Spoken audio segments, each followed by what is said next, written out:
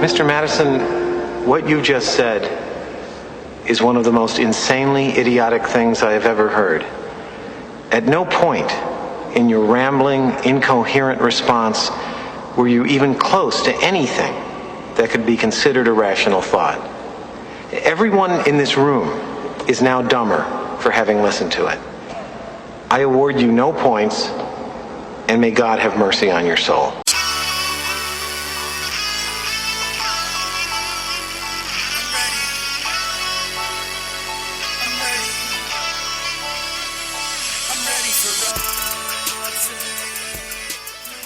Hey sleepers, and welcome back to the Sleeper Wire Great Debate Show, where we do a fast debate between two players. I'm the host, Professor Chris, and with me is my fellow great debater, Nick Summerall. What's going on, Nick? Hey, not much, man. I'm totally excited that we are finally back with the great debates. I know, dude, I have missed these so much. It's exciting. Yeah, it should be a good one too. It is. We have a great one to start off, and we'll get into that in just a second. For those of you listening for the first time, what this is, it's not a full-length podcast. We're not going to sit here and go on and on, back and forth for an hour like we do with, our normal shows. This is a short show. What we're going to be doing is we each have picked a player who's going in a similar spot in fantasy drafts right now, similar ADPs, and we're going to debate that player. So I'll take my player. I'm going to spend a couple minutes arguing for him. Then Nick gets a minute to rebut. Then he's going to have 2 minutes for his player. I get a minute to rebut, and then we finish it up with final thoughts, and that's the show. So just so you know what you're getting into here, that is the great debate. So today, like we said, we got a good one. We're doing Amari Cooper versus Doug Baldwin. Nick, you got Doug Baldwin. I got Amari Cooper. Yeah, I'm sorry to hear that. After researching it, I am not sorry to hear that. And I know you've done your research too, so this is going to be fun. Mm-hmm. Yep. That's right. Should be a good one. I cannot wait to dive in. I mean, I've got a lot of information to throw at you, and I think it's just going to be pretty clear cut. I mean, I'm not trying to toot my own horn. I mean, I was the master debater, so I mean, yeah. Kind of sets me up for the great debates. You know what I mean? Blind squirrel finds a nut every once in a while. Uh-huh. But anyways, just so you guys know, for those of you who are listening, is the point of these debates is not for Nick and I to convince the other person. So I'm not trying to convince him about Amari Cooper to draft him. He's not trying to convince me to draft Doug Baldwin. What we're doing is we're presenting arguments for and against these players to help you guys make decisions on who you want to draft. So we're not, That's right. There's not a winner for these debates. We present the information and then you decide who you want. That's very true. I mean, that's what separates it from what we did, a few weeks ago with the Master Debater series. This is clearly just a really try to help you. I mean, Master Debater was trying to do that too, but in this sense, it's not. We were it's trying not as to competitive, right? I mean, we were also trying to win. I mean, this isn't as it's competitive, but we really don't have a clear-cut winner at the end, as Chris mentioned. I mean, it's just we're trying to give you good, hard facts about these players and trying to convince you who you should side with, and maybe one of us will help you win a championship. And just email us or send us a tweet if we helped you. That would be pretty cool, I think. If somebody's keeping track at home about great debates and wants to let us know who they went with, at the end of the season or something, see how they went. Yeah, that'd be awesome. Kind of cool. If someone's willing to dedicate from June until December to keep up with that. And only if you win a championship too. I mean, I don't want to hear, "Oh, you ruined it for me" or something. Yeah. We don't do that. You got the wrong show. Keep those comments. Yeah, you got the wrong show. We don't do that here. All right, Nick. Let's go ahead and get into the debate. Do you want to go first, or do you want me to go first? I'll be kind. You can go first. All right. I will start. Let me get the stopwatch. You got yours ready? I can get it up in just a second. That's what I said in bed. All right. Let's see. All right. Got it. All right. So I said 2 minutes earlier. We started with 2 minutes last season. We learned that wasn't quite enough. So we're going 2.5. Oh. All right. Let me know when you are ready for me to start. I am ready, set, go. All right. So Amari Cooper. First and foremost, is a wide receiver that any NFL team would be lucky to build a franchise around. The guy's he's flat out a beast. He ran a 4.42 40. He's 6'1", and he's just super athletic. Coming into the NFL draft, he was being compared to Marvin Harrison. Now, granted, that's a huge comparison. Being compared to one of the best wide receivers of all time before you even play one NFL game may sound ridiculous, but that's how good Amari Cooper is. Let's break down the stats. As a rookie in 2015, he caught 72 passes for 1,070 yards and 6 touchdowns to finish as a wide receiver too. 72 for 1,070 and 6. That's fantastic for a rookie. Rookie wide receivers generally don't do that. Then he comes out last season, 2016, catches 83 passes for 1,153 yards, adding on 5 more touchdowns, and finished as the number 13 overall wide receiver.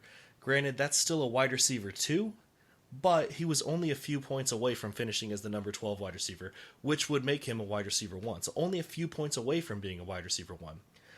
Looking at last season, he had double-digit points in 11 of the 16 games, and he really only had 4 dud games. He had 4 games with more than 100 yards, and I'm talking well over 100 yards. So it wasn't like, oh yeah, 101 or 106. No, it was a 137, 138, 129, and a huge 173-yard game. He scored more than 20 points 4 times, including a monster 35-point game Week 8 against Tampa Bay, where he went off for 12 catches, 173 yards, and a touchdown. This guy has the ability to do that any given week. I mean, he's a flat-out stud.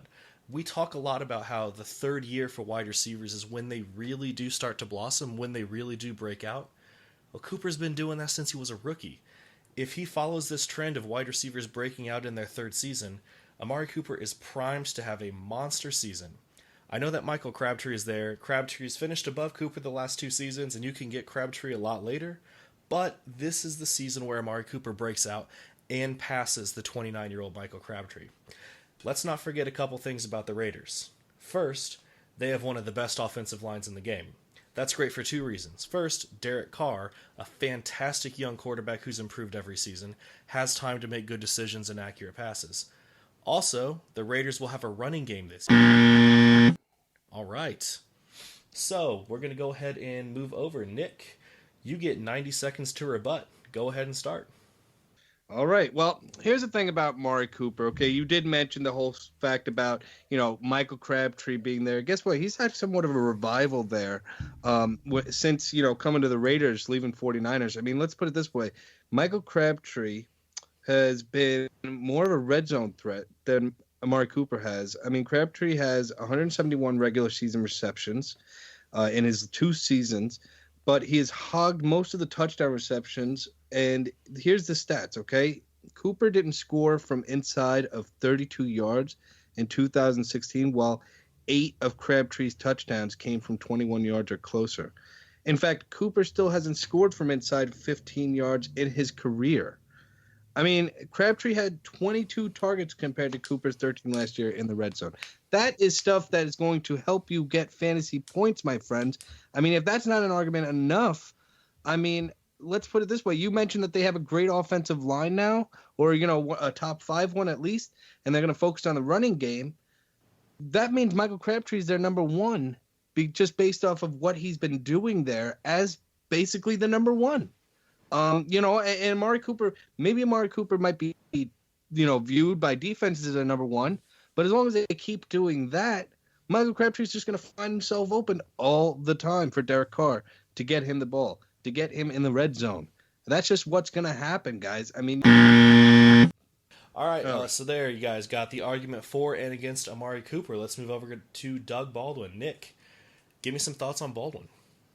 So here's my thing about Doug Baldwin, okay? Let's look at the last 2 seasons first, okay? You've got 78 catches, 1,069 yards, 14 touchdowns, okay? 94 yards, 1,128 yards, 7 touchdowns last year. Considerable drop in touchdowns. I'll admit that. I mean, his touchdowns went down really hard. And then obviously we can go back 2014 to 2011. I mean, they were pedestrian numbers, nothing special. At least he did have an 800-yard season the year before he broke out. But here's the thing. Each year, especially since Russell Wilson has been there, they have developed a relationship. You see them all the time going out, hanging out together. Like, they are good friends. And when you have that kind of chemistry out there on the field, it's magic. I mean, that guy is just going to get the ball. And, we could be saying to ourselves, okay, well, maybe he didn't get the touchdowns last year, and that is a huge deal. Like I made the argument with Amari Cooper. But the thing is, look at how much his receptions went up, 78 to 94. I mean, so he was a PPR steal for you last year. I mean, he was just about delivering every week he was out there. And you know what the thing is? You're going to see that touchdown number stay about the same. Maybe he can get one more or so this upcoming season, but it's because of Jimmy Graham getting more involved. And that it does hurt him in the red zone, I admit. But you still got to think this is the guy to go to. Who else is there? Besides Jimmy Graham, Russell Wilson doesn't give the ball to anybody. We worried about Tyler Lockett for how long? And what has he done? Nothing. He's there maybe to get some nice deep balls, maybe. But these don't hurt Doug Baldwin. Doug Baldwin has clearly carved himself a role as a wide receiver one, probably more of a back-end wide receiver one. But I'd say he's still quite a few numbers ahead of what Amari Cooper could end up being. And the running game, I mean, it doesn't even compare. We got Eddie Lacy and that offensive line. That's not going to get anywhere. This isn't like Marshawn Lynch with Beast Mode, who happens to be now in the Oakland Raiders. So, I mean, coincidence? I think not. I think this is set up where Marshawn Lynch went to the Raiders just to help me win this debate right here. That's what I'm going to say. All right, well. Did you agree with that last statement of mine? No, because I was going to use that as an argument against. Well, I think Lynch just went to the Raiders just to help me win this debate. Let's go ahead and get into this. You ready? All right. Yep, ready? Go. Look, I know the guy's finished in the top 10 2 years in a row. I get that. I'm not arguing against what he's done the last 2 years. But for some reason, I still don't believe that he is that wide receiver one that you want on your fantasy team. He still just seems fluky.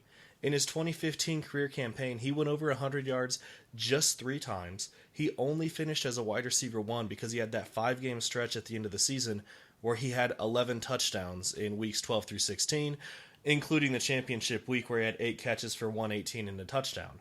That 5-game stretch is why he finished as a wide receiver one, and those numbers were just not repeatable as we saw this last season. Last season, once again, he was only over 100 yards only 3 times, and he didn't have a fluky 5-game stretch. He had 1 week where he caught 3 touchdowns, but after that, he went 5 weeks before he caught another one. Before that game, he hadn't caught a touchdown in 5 weeks. Yes, 7 touchdowns on the season sounds great, but you look at everything besides that 1 3-touchdown game, he only scored 4 touchdowns in the other 15 games. Looking at his measurables, the guy's only 5'10". He's 3 inches shorter than Amari Cooper. He's not as fast as Amari Cooper.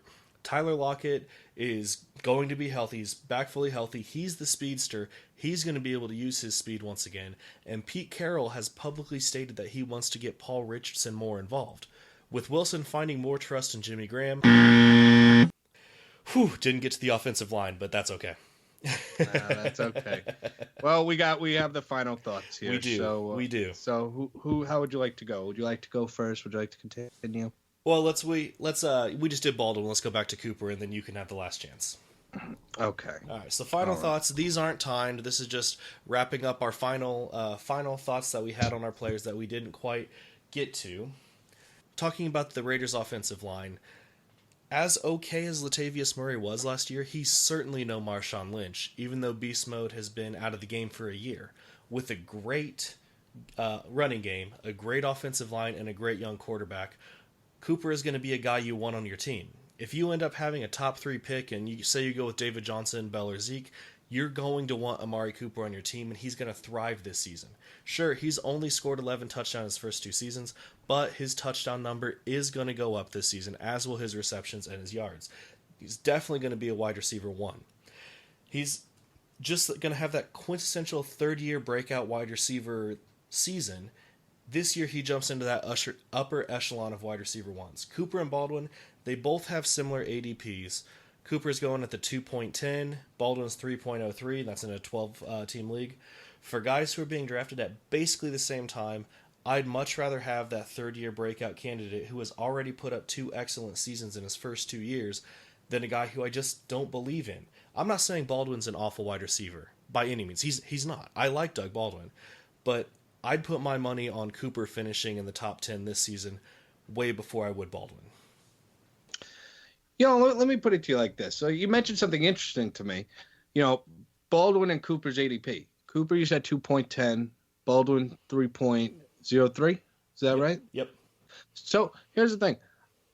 I like that. I want somebody to take Cooper in the second round as opposed to me getting Baldwin in the third. I'll take Baldwin in the third all day. That's better value to me. I mean, at least at that point, I could have gotten a wide receiver 1 and paired him with Baldwin, who I think is probably more of, a wide receiver 1.5. If I had to be honest, like he's not an elite 1, but he's certainly better than a 2. That's how I feel about Baldwin. So Amari Cooper, though, I think he's clearly a wide receiver 2, until he proves otherwise, and he ain't proven it. Especially with those red zone touches that I mentioned. Are these final thoughts on your player or against mine? Well, I guess it's just kind of in general. I don't know. This is just final thoughts. I didn't think we were really separating, because here's the thing. Like I'm getting to Cooper. I'm talking about Cooper though. I just wanted to mention that it's interesting though. You did say that they're both like their ADP. I was just pointing out that while I like Baldwin's ADP, I also like Cooper's because I want people to take Cooper ahead of Baldwin. That's all I'm saying. And I was just bringing up, again, Cooper's red zone targets is alarming to me. He doesn't get that ball in the end zone. I will admit that is something that I looked at and is kind of disconcerting, but I don't think that's a trend that's going to continue. Well, with the running game so improved, how can you tell? The running game's going to be better this season. Michael Crabtree is the guy he goes to. I'm sorry. I think that's been the trend the first 2 seasons. I'll concede that. Yeah.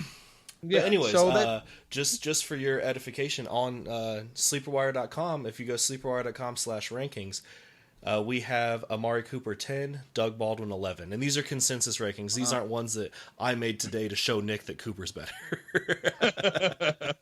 That's how the rankings work. So we do have them back to back. So we do like these guys. I do like Doug Baldwin. Yes. Nick does like Amari Cooper. So we're not saying we hate the other guy. We're just trying to present arguments for and against these guys to help you guys make a more informed decision on who to draft.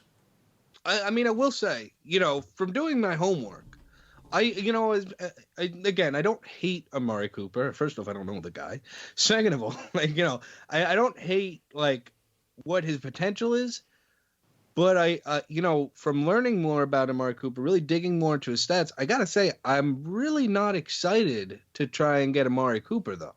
I have been kind of, my gears towards him have shifted quite a bit. I have to be honest. And if anything, it's for the red zone targets. That, to me, is probably the most alarming stat from Amari Cooper that I can think of in the situation that's formed around him. Yeah, so that's personally, and I would say that's not going to continue. Yeah, maybe not. Maybe this year will be the year, like you said. Maybe Amari will break out, but until I see it, I can't trust it. All right, guys. Well, that's going to wrap it up for our debate. We're going to have to hone it in a little bit next time because we did continue with the argument afterwards, which is not how the show goes. But that's okay. But we were having a good time. I think we're excited. It's the first great debate. It's leading into the season. So we just did a fantastic show with Matt Harmon. We're in the mood. We're jazzed up. yeah. Matt Harmon seemed to like Doug Baldwin, so he was on my team. So I'm just saying. Yeah. Well, he's a hack. Whoa! Yeah, I'll have to point joking. that out to Matt Harmon. I'm just joking, Matt. We love you. We appreciate you being on the show. We had a great time. Yes, we did. Absolutely. All right, guys. That is going to wrap it up for a Sleeper Wire Great Debate. Nick, why don't you tell our listeners where they can find us? You guys can go to our newly constructed, beautiful sleeperwire.com website. You can also follow us on Twitter at Sleeperwire Show. You can follow me at Sleeperwire Nick. You can follow Chris at Seymour SW. Seymour Sleeperwire. Sleepawire. There you go. See. Sometimes I don't even remember your own Twitter handle. See, so I get it. I get it now. If you don't remember mine, I got it. You guys can also go to on Sleeperbot. You can go find us there. You can find Chris at. Did you change yours to Professor Chris? I am Professor Chris. There you go. See, so I knew it. And you can follow me there. I'm at SW Nick. So guys, go ahead and find us. We're just about everywhere. Yeah, and also check me out on Instagram at Professor Chris SW. So not just Professor Chris. There was already a Professor Chris there who stole the name. So Professor Chris SW. Always posting news, posting pictures. I do short little 1-minute videos, thoughts on certain players, video responses to questions, all sorts of good stuff like that. All right. Sounds good, man. So thanks for having me on, Chris. I appreciate it. Yes, this was fun. That wraps up our first grade debate. Thanks for listening. We'll see you guys next time. Take it easy.